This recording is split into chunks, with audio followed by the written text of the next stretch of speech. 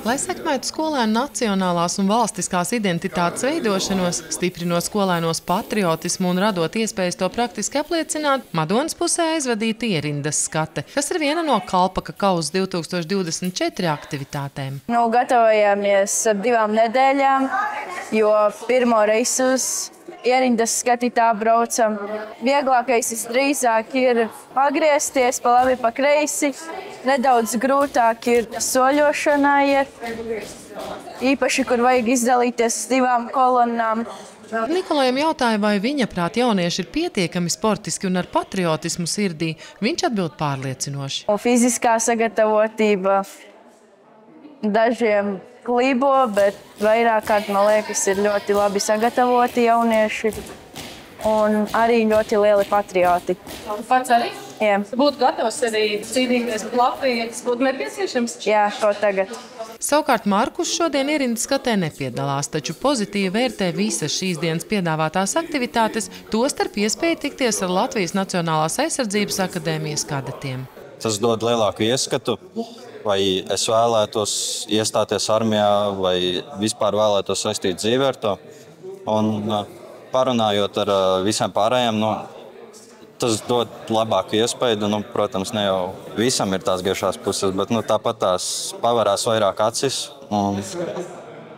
Rodas labs iespējas, jā. Savs viedoklis par šādu aktivitāšu pienesumu bērnu un jauniešu personības izaugsmē ir arī viņu pedagogiem. Patriotisma garam šis pienesums ir diezgan liels.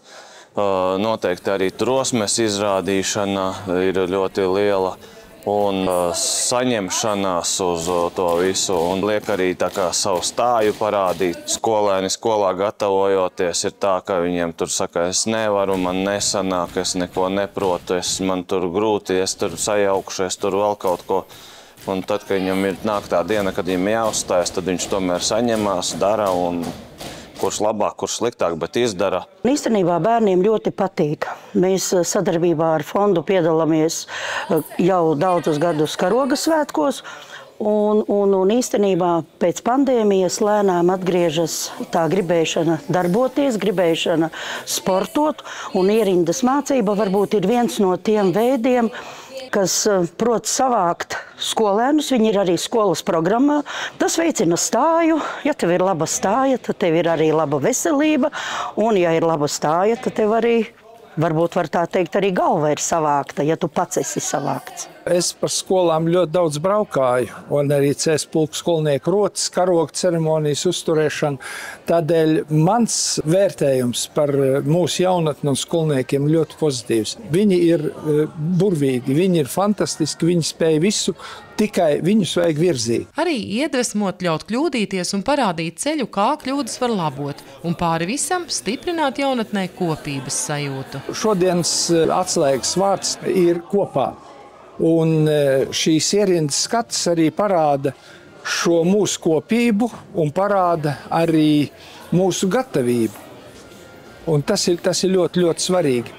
Mums šiem jauniešiem, bērniem mums ir jādod iespēja izprast, ka viņš viens ir tikai viens, bet kopā ir kopība. Līdztekus jau minētajām dienas aktivitātēm, jaunieši savas zināšanas varēja apliecināt arī muzeja darbinieku sagatavotajā vēstures konkursā, kur uzrādīti esot labi rezultāti. Katru gadu mēs arvien vairāk pārliecināmies, ka jauniešiem ir zināšanas, kur mums reizēm liekas, ka viņiem varētu būt kādi trūkumi, jo sagatavotie jautājumi par Latvijas armiju, gan vēsturi, gan mūsdienām ir diezgan sarežģīti. Patiesība, nepatiesība, tests, liekas, kā nu būs, vai minēs vai neminēs.